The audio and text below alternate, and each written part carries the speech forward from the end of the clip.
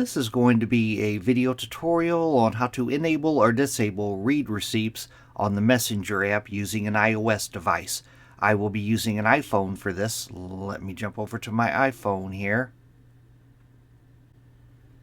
I have my phone open now and I am on the Messenger app.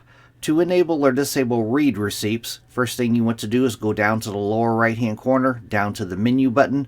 You want to tap on the menu button. Then you want to tap on Settings.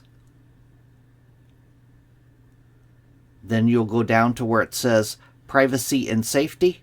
Tap on Privacy and Safety. Then you'll scroll down a little ways to where you see it says in the What People See section, it says Read Receipts right down here. Tap on Read Receipts.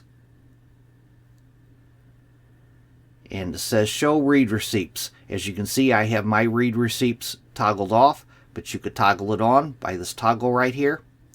And to toggle it off, you just tap on it again.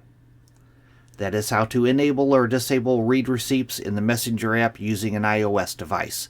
Thanks for watching.